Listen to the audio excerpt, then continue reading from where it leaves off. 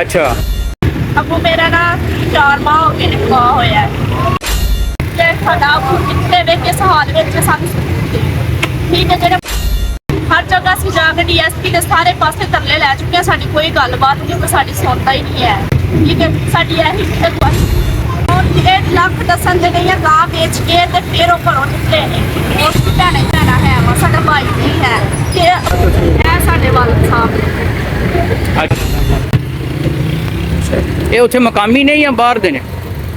ਅੱਗੋਂ ਮੇਰਾ ਨਾ 4 ਮਾਹ ਹੋ ਗਏ ਨੇ ਵਿਆਹ ਹੋਇਆ ਤੇ ਉਸ ਤੋਂ ਬਾਅਦ ਵਿੱਚ 3 ਮੁਜਰਿਮ ਨੇ ਜਿਹੜਾ ਇੱਕ ਗ੍ਰਿਫਤਾਰ ਹੋ ਗਿਆ ਤੇ 2 ਰਹਿ ਗਏ ਨੇ। ਦੋਨਾਂ ਨੂੰ ਗ੍ਰਿਫਤਾਰ ਨਹੀਂ ਕਰਦੇ ਹੈ। ਠੀਕ ਹੈ, ਤੇ ਉਹਨਾਂ ਦਾ ਕਹਿਣਾ ਹੈ ਕਿ ਅਸੀਂ ਉਹਨੂੰ ਮਾਰ ਦਿੱਤਾ ਹੋਇਆ, ਲੇਕਿਨ ਸਾਨੂੰ ਪ੍ਰੂਫ ਚਾਹੀਦਾ, ਸਾਨੂੰ ਸਬੂਤ ਚਾਹੀਦਾ ਕਿ ਸਾਡਾ ਕਿੱਥੇ ਵੇ ਕਿਸ ਹਾਲ ਵਿੱਚ ਸਾਨੂੰ ਸਬੂਤ ਦੇ। ਠੀਕ ਹੈ, ਜਿਹੜੇ ਮੁਜਰਿਮ ਪੈਸੇ ਫੜਾ ਹੋਣ ਲੱਗੇ ਫਿਰ ਉਹਨਾਂ ਨੂੰ ਵੀ ਫੜਾ ਜਾ। ਠੀਕ ਹੈ, ਹਰ ਜਗ੍ਹਾ ਅਸੀਂ ਜਾ ਕੇ ਡੀਐਸਪੀ ਦੇ ਸਾਰੇ ਪਾਸੇ ਤਰਲੇ ਲੈ ਚੁੱਕੇ ਹਾਂ, ਸਾਡੀ ਕੋਈ ਗੱਲਬਾਤ ਨਹੀਂ, ਕੋਈ ਸਾਡੀ ਸੁਣਦਾ ਹੀ ਨਹੀਂ ਹੈ। ਠੀਕ ਹੈ, ਸਾਡੀ ਇਹ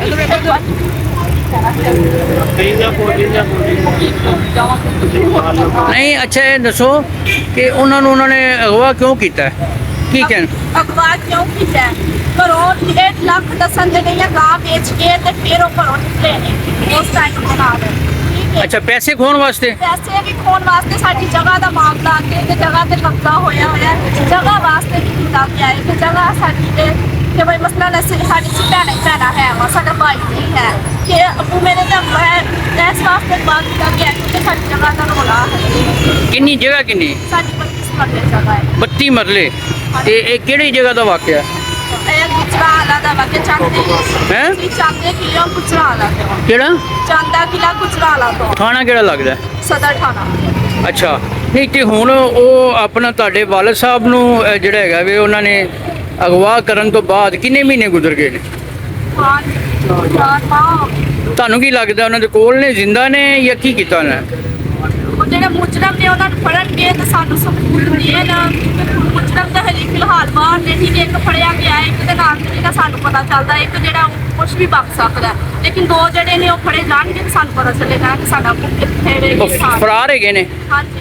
ਉਹ ਕੀ ਕਰਦੇ ਨੇ, ਕੰਮ ਉਹਨਾਂ ਦਾ ਕੀ ਹੈ? ਕੰਮ ਉਹਨਾਂ ਦਾ ਸਾਡੇ ਸਾਹਮਣੇ ਹੀ ਫਿਰਦੇ ਨੇ। ਕੰਮ ਉਹਨਾਂ ਦਾ ਇਹੀ ਹੈ ਕਿ ਮਾਣਿਆਂ ਦੀ ਜਗ੍ਹਾ ਤੇ ਕਬਜ਼ਾ ਕਰਨਾ ਤੇ ਉਸ ਤੋਂ ਬਾਅਦ ਵਿੱਚ ਐਂਟੀ ਵਾਹ ਕਰਦੇ ਨੇ ਤੇ ਅੱਛਾ, ਕਬਜ਼ਾ ਮਾਫੀਆ ਹੈਗਾ? ਹਾਂਜੀ। ਕਿ ਉਹਨਾਂ ਦੀ ਪੁਸ਼ਪਨਾਈ ਕੌਣ ਕਰਦਾ? ਉੱਥੇ ਕੋਈ ਕਰਦਾ ਹੀ ਨਹੀਂ ਹੈ। ਇੰਨੇ ਸਾਲੇ ਪੁਲਿਸ ਵਾਲੇ ਨਾਲ ਰਹੇ ਨੇ? ਹਾਂਜੀ। ਤੇ ਕੌਣ ਹੈ ਐਸਐਚਓ? ਕੌਣ ਹੈ? ਸਾਡੇ ਦਿਖਾਓ ਜਰਾ ਤਸਵੀਰ, ਦਿਖਾਓ ਜਰਾ ਕਿਹੜੇ ਹੈਗੇ ਨੇ ਤੁਹਾਡੇ ਵਾਲਦ ਸਾਹਿਬ? ਇਹ ਸਾਡੇ ਵਾਲਦ ਸਾਹਿਬ। ਅੱਛਾ, ਤੇ ਮੁਲਜ਼ਮਾਨ ਕਿਹੜੇ ਨੇ?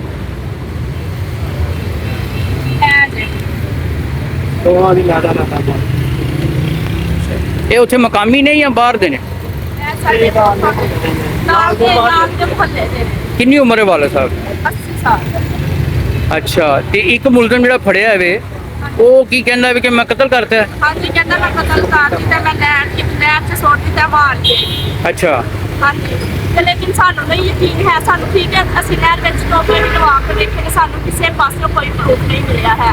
ਸਾਨੂੰ ਪੁਲਿਸ ਵਾਲੇ ਵੀ ਸਾਡੀ ਕੋਈ ਗੱਲ ਨਹੀਂ ਸੁਣਦੇ। ਅਸੀਂ ਥੋੜਾ ਜ਼ਲੀਲ ਹੋ ਰਿਹਾ ਕਿ ਸਾਨੂੰ ਸਬੂਤ ਚਾਹੀਦਾ, ਭਾਵੇਂ ਜਿਸ ਹਾਲ ਵਿੱਚ ਵੀ ਹੈ ਸਾਡਾ ਉਹ ਸਾਨੂੰ ਚਾਹੀਦਾ। ਨਹੀਂ, ਮਾਰਿਆ ਇਸ ਕਰਕੇ ਵੀ ਪੈਸੇ ਖੋਣ ਵਾਸਤੇ ਜਾਂ ਕੋਈ ਦੁਸ਼ਮਣੀ ਸੀ?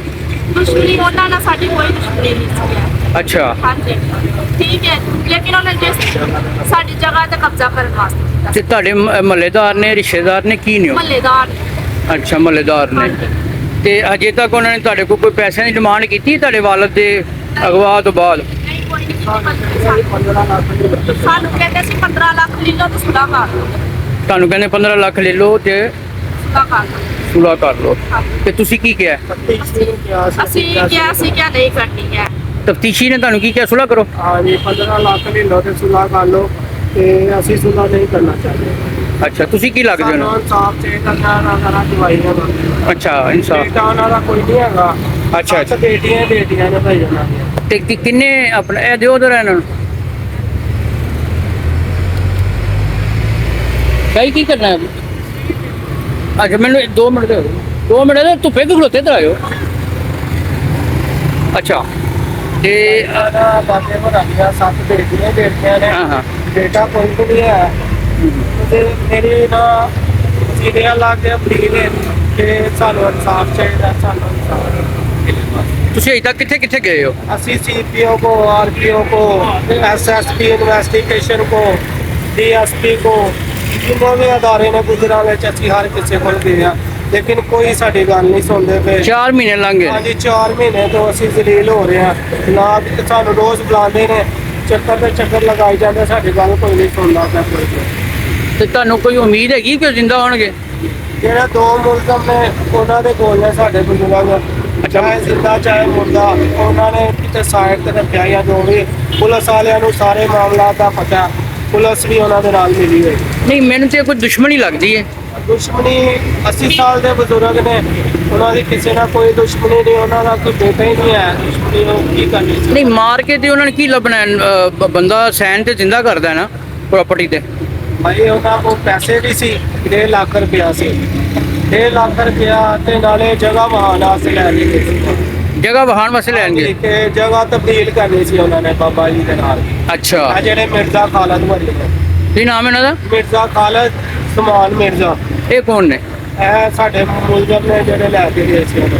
ਇਹਨਾਂ ਨੂੰ ਪੁਲਿਸ ਗ੍ਰਿਫਤਾਰ ਹੀ ਨਹੀਂ ਕਰਦੀ। ਅੱਛਾ, ਹੁਣ ਤੁਸੀਂ ਆਈਜੀ ਕੋਲ ਗਏ ਸੋ? ਹਾਂਜੀ ਆਈਜੀ ਪੰਜਾਬ ਕੋ ਵੀ ਹੋ ਕੇ ਆਇਆ ਸੀ, ਤੇ ਮਰੀਮ ਨਵਾਜ਼ ਦੇ ਦਫ਼ਤਰੋਂ ਵੀ ਹੋ ਕੇ ਆਇਆ, ਕਮਰ ਕਲਾ।